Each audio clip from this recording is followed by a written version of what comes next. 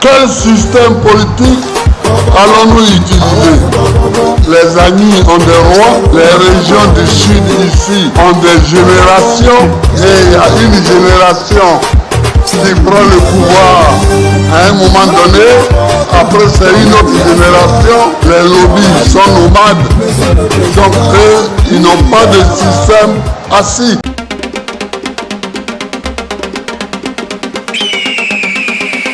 Salut tout le monde et bienvenue sur Mon Saphir TV.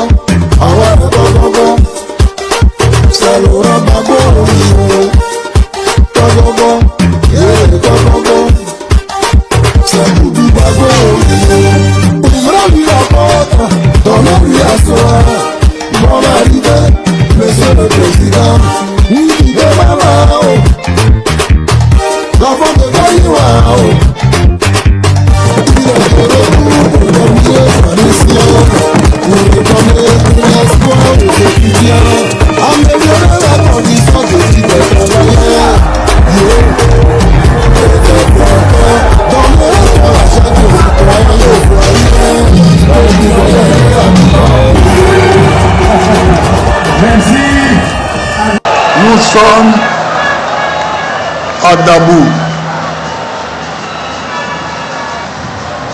le 12 avril, c'est-à-dire le lendemain du 11. Dabou, c'est à Dabou qu'en 1988, nous avons fait le congrès clandestin pour créer le premier parti d'opposition en Côte d'Ivoire, le RPI. Et puis Dabou, c'est la ville de Memel Foté, l'immense Memel Foté, immense en forme physique, mais immense dans l'intellect. Il était professeur au Collège de France.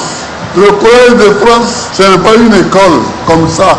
C'est une école Où vont tous les professeurs d'université pour suivre un enseignement complémentaire? Et Mme Foté m'avait fait l'honneur de m'inviter à son cours inaugural au Collège de France à Paris. Donc voilà Dabou. Dabou, c'est aussi chez Bedi Diobo, un copain de lycée. Donc voilà Dabou. Mais aujourd'hui, nous sommes à une période où il y a l'élection présidentielle qui arrive dans 6 mois et en même temps où il y a la commission électorale indépendante qui boite. Elle boite.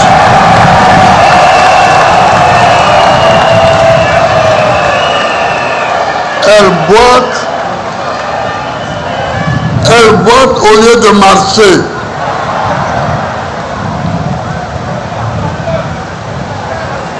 Mais nous savons déjà ce qu'une commission électorale boiteuse amène au pays. En 2010,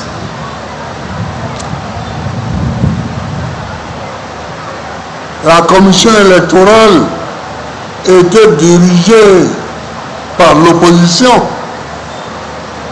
Je croyais naïvement que la commission électorale ne faisait pas les élections, mais que ce sont les Ivoiriens qui votaient. Donc je leur ai laissé ça. Or,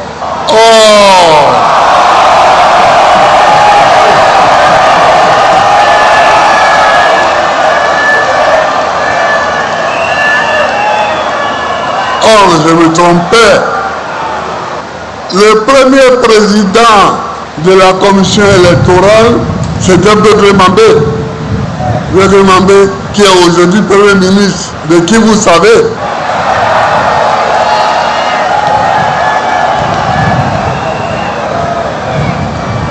À un moment donné, Bégré Mambé avait déjà inscrit 400 000 noms, alors que les opérations n'avaient pas du tout commencé. Il y avait 400 000 noms inscrits. Quand j'ai vu ça, je l'ai renvoyé.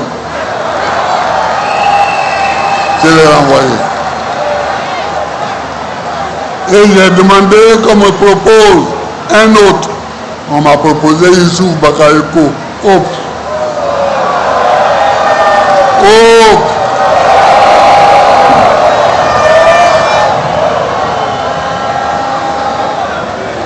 Donc moi j'ai vu des commissions électorales qui boitent. Je ne peux plus accepter une commission électorale qui rampe.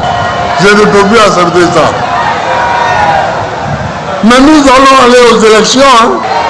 Nous allons aller aux élections.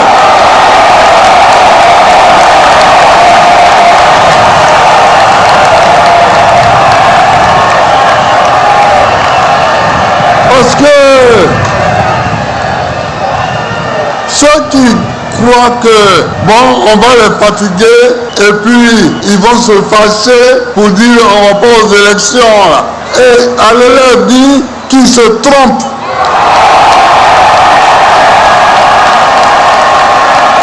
Et nous allons aller aux élections. Et nous allons gagner l'élection.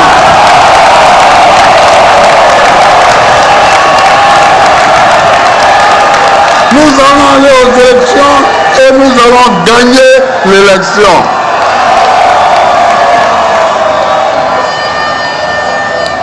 Il n'y a pas de découragement. Quand vous voyez une commission électorale qui boite, il faut la combattre. Il faut la combattre jusqu'à ce que son pied soit redressé.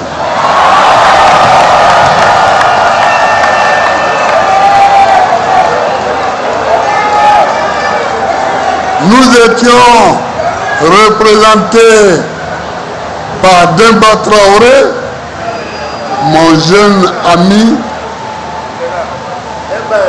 qui est avec moi depuis 1990.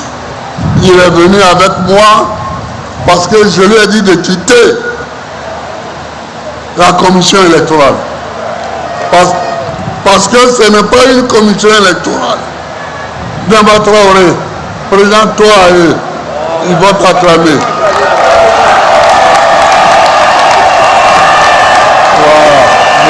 Va là, ils vont te voir.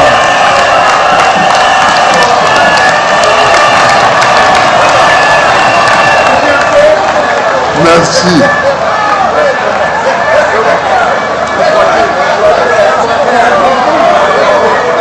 Je lui ai dit de quitter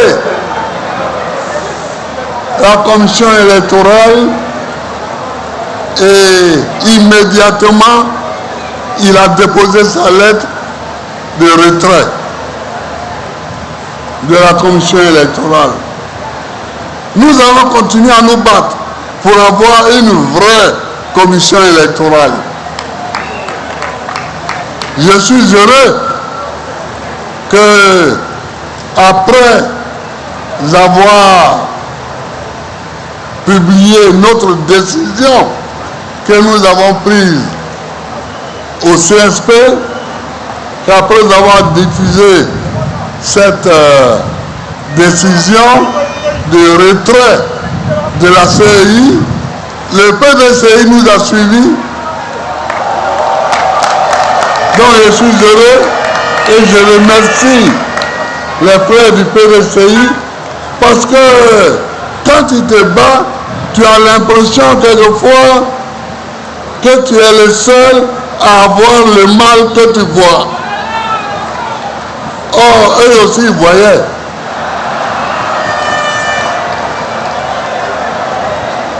Akossi Benjo remercie ton parti de nous avoir emboîté le pas.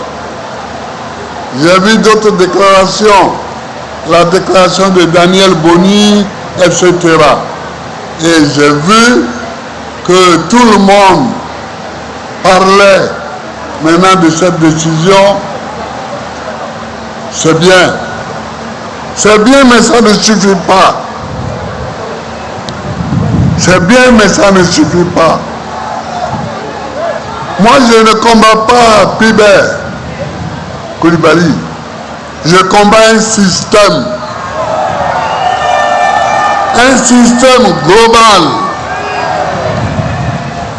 Un système qui fait que l'élection, même en Afrique, est considérée comme un instrument pour que certains pays étrangers placent leurs hommes à la tête de nos États. Je ne veux pas. Moi, je ne veux pas de ça.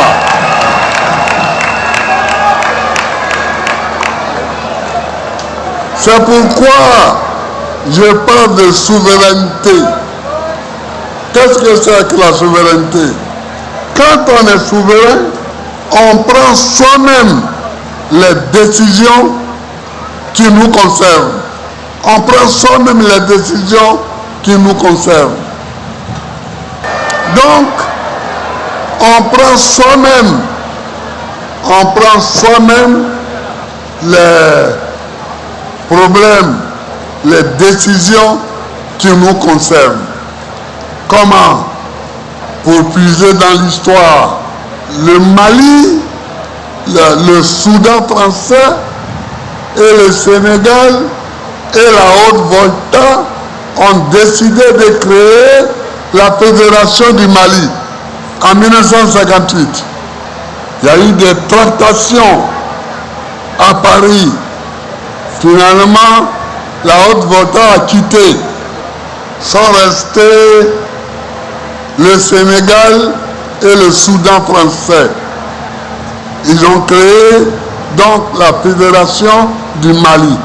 Modibo Keïta, leader du Soudan français, est devenu président de la République et Senghor est devenu président de l'Assemblée nationale. Mais quelques mois après, des micmacs parisiens ont fait que les Sénégalais ont mis Modibo Keïta dans le train pour qu'il parte chez lui à Bamako. il est arrivé chez lui et Senghor a pris la présidence du Sénégal. C'est ça la non-souveraineté. Ça, c'est la non-souveraineté. Quand une décision qui vous concerne est prise ailleurs pour vous être imposée, c'est que vous n'êtes pas souverain. C'est que vous n'êtes pas souverain. Et je suis pour que les Africains soient souverains. C'est-à-dire pour qu'ils décident eux-mêmes ce qu'ils veulent faire pour leur pays.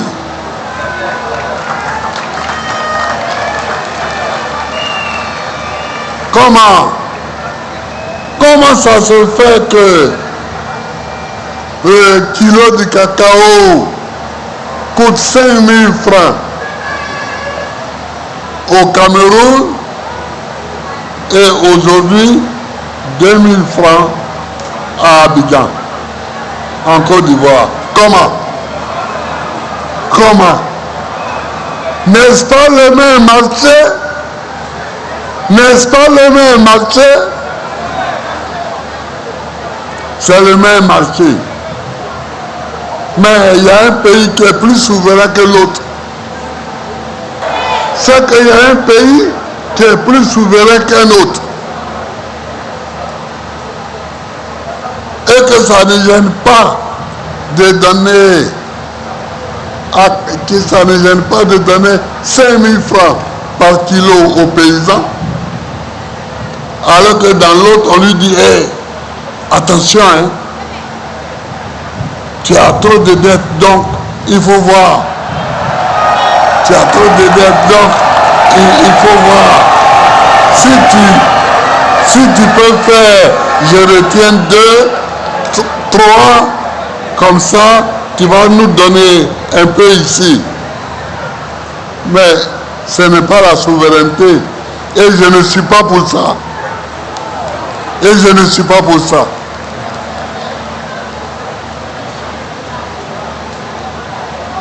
Et puis la démocratie. Je me bats depuis longtemps pour la démocratie, mais ce n'est pas pour jouer. Ici en Côte d'Ivoire, si on n'a pas la démocratie, qu'est-ce qu'on va faire? Quel système politique allons-nous utiliser?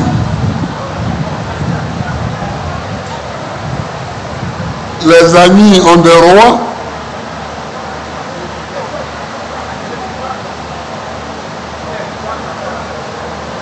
Les régions du sud ici ont des générations et il y a une génération qui prend le pouvoir à un moment donné, après c'est une autre génération.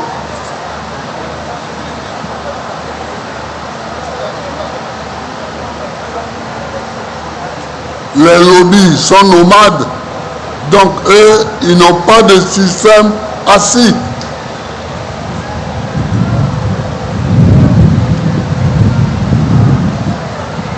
Les malinqués, le pouvoir est construit autour des mosquées, puisqu'ils sont tous musulmans.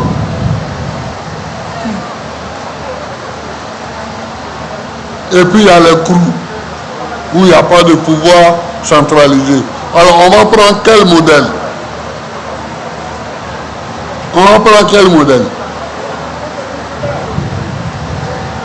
On est obligé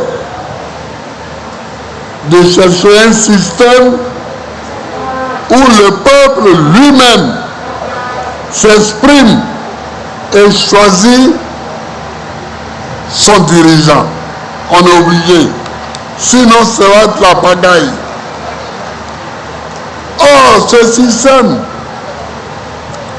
que que nous avons choisi, pour lequel nous nous battons, n'arrange pas certains. Ils veulent dénaturer la démocratie. Et la CEI que nous avons fait créer, ils veulent faire en sorte que cette CEI soit boiteuse pour qu'il passe en bas et qu'elle désigne les leurs. Mais je n'accepte pas ça. Je n'accepte pas ça du tout. Je n'accepte pas ça. Si on fait des élections, on fait des élections. Si on ne fait pas des élections, on ne fait pas d'élections. Mais on ne peut pas faire semblant de faire des élections et puis choisir quelqu'un qui n'a pas été élu. Non, moi je ne joue pas avec ça.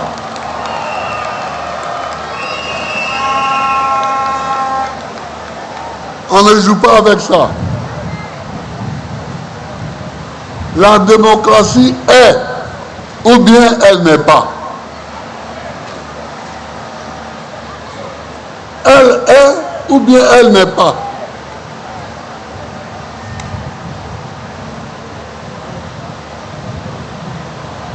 Chers amis, voilà, comme nous voyons que la CEI boite, nous avons pris une première mesure, c'est de retirer de la CEI notre camarade qui nous représentait. Je vous l'ai présenté tout à l'heure. Mais je demande au président exécutif et au secrétaire général de convoquer le comité central de notre parti pour dans 2 semaines pour qu'on étudie toutes les farces de la CEI et que les ayant étudiés, nous prenions des décisions. Donc vous qui êtes à Dabou aujourd'hui, vous qui êtes dans toutes les bases, vous qui êtes dans toutes les sections, soyez attentifs. Soyez attentifs. D'ici 2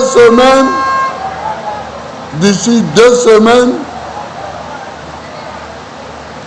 nous allons tenir un comité central et ce comité central va prendre des décisions que nous allons vous diffuser. Ce comité central va prendre des décisions qu'il faudra appliquer parce que nous voulons aller aux élections. Et ceux qui ne veulent pas aller aux élections, bon, ils n'ont qu'à quitter. Ils n'ont qu'à nous laisser aller aux élections. Ils n'ont qu'à nous laisser.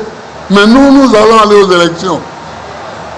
S'ils sont fatigués, qu'ils aillent s'asseoir. S'ils sont fatigués, qu'ils aillent s'asseoir. S'ils sont fatigués, qu'ils aillent s'asseoir. Mais on ne peut pas venir tout le temps au pouvoir par la force des armes. En 2010, ils ont bombardé ma maison. Ils ont bombardé ma maison pour pouvoir arriver au pouvoir. Hein. Mais pourquoi? Vous, pour arriver au pouvoir, il vous faut toujours faire la guerre. Il faut que le monde voit maintenant ceux qui sont pour la guerre et ceux qui sont pour la paix.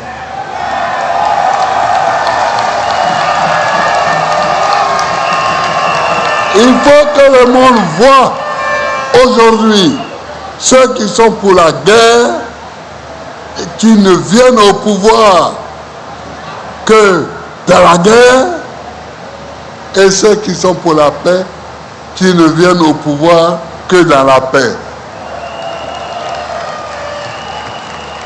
En 2020, je n'étais pas ici, mais ils ont tué le petit Toussaint Kofi pour pouvoir arriver au pouvoir. Pourquoi? Pourquoi toujours, pour arriver au pouvoir, il faut qu'il y ait des gens qui meurent? Pour que vous arriviez au pouvoir, il faut toujours des gens qui meurent. Je ne suis pas d'accord avec ça. Je ne suis pas d'accord avec ça.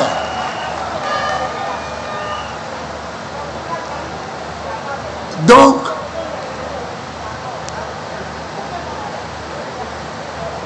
tenez-vous prêts. Le comité central va prendre des décisions et vous aurez les mots d'ordre qu'il faut.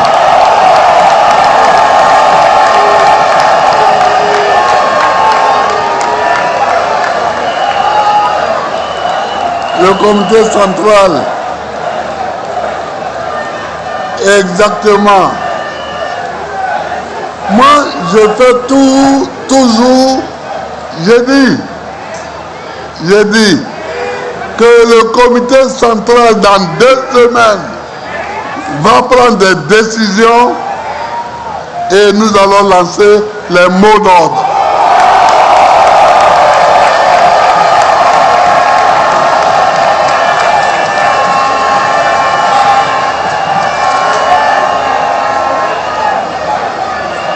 Puisque les mots d'ordre de ce genre doivent venir du comité central. Donc nous allons convoquer le comité central et tout à l'heure j'ai demandé au président exécutif et au secrétaire général de tout mettre en place pour qu'on ait une réunion du comité central. Mais nous allons aller aux élections. Nous allons aller aux élections.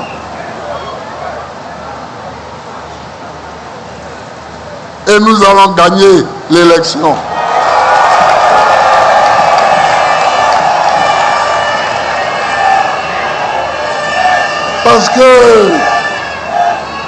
Parce que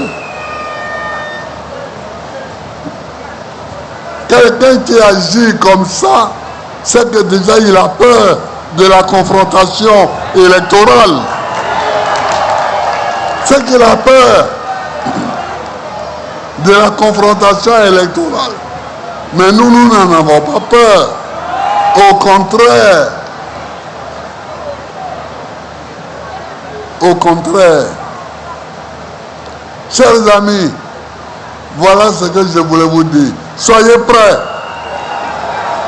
Soyez prêts. Soyez prêts.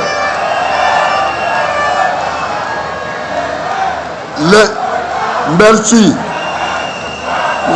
Merci.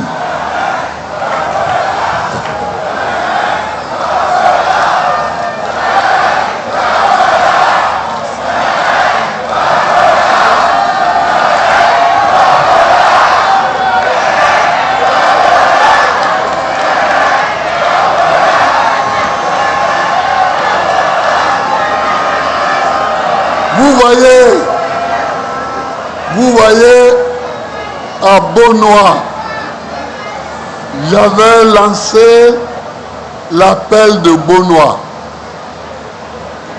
pour dire que tous ceux qui souhaitaient que ce régime s'en aille, je leur ouvrais mes bras. Mais il y en a qui n'ont rien compris. Il y en a qui n'ont rien compris. Il y en a qui croient que j'en appelais à une coalition de partis. Non. Moi, j'appelle les Ivoiriens. J'appelle les Ivoiriens. Et regardez, l'autre jour, j'ai reçu des docteurs, des gens qui ont fait l'université, qui ont eu des doctorats, ils sont au chômage. Est-ce que ça c'est normal? Est-ce que ça c'est normal? Mais eux, ce n'est pas un parti politique. Mais eux là, ils ont un intérêt à ce que ce régime change. Ils ont un intérêt. Et j'ai discuté avec eux. J'ai demandé au président exécutif de continuer la discussion. Il y a des artistes qu'on punit aujourd'hui parce qu'on les a vus causer avec moi ou bien causer avec un de mes proches. Est-ce que ça c'est normal ça?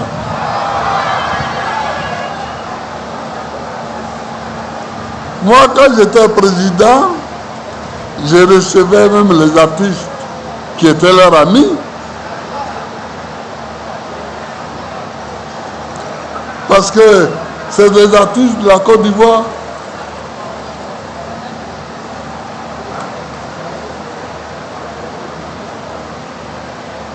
Regardez aujourd'hui la pagaille.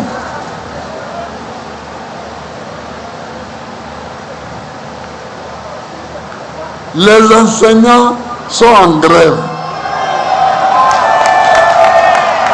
Je voudrais dire que je soutiens les enseignants en grève.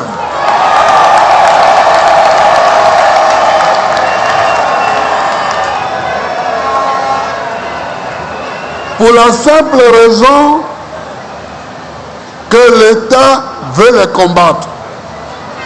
Comment? Un pays où il n'y a pas de grève, ce n'est pas un pays. Un pays où il n'y a pas de grève n'est pas un pays. Moi, j'ai vu plusieurs grèves. Même les magistrats, ils ont marché du palais de justice jusqu'à la présidence de la République. Et je les ai reçus.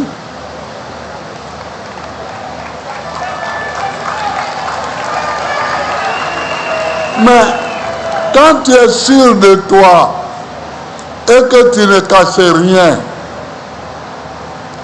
tu reçois des gens qui sont mécontents.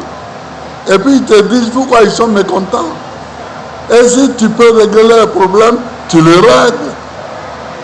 Si tu ne peux pas régler aussi, tu leur expliques pourquoi tu ne peux pas régler. Mais dès que quelqu'un est mécontent, on envoie les encagoulés, les arrêter. Et on envoie les encagoulés, les arrêter devant leur famille, devant leurs enfants, devant leurs épouses. Et regardez-moi ça. Regardez Bawa. On l'a arrêté, sa femme est morte après. On l'a arrêté devant sa femme, elle est morte. Gana Kolebi. C'est Biko le Mauritanien. Lui, il est en prison, on ne sait même plus ce qu'il devient. La prison n'est pas la solution à tous les problèmes de la Côte d'Ivoire. La prison n'est pas la solution aux problèmes.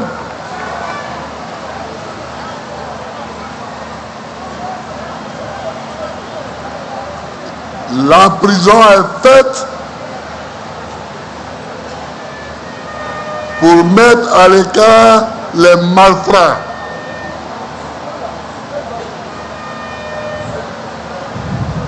Donc, chers camarades, je vous remercie d'être venus nombreux.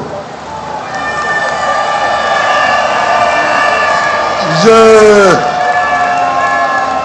remercie les militants de base, sans lesquels aucun parti ne peut exister.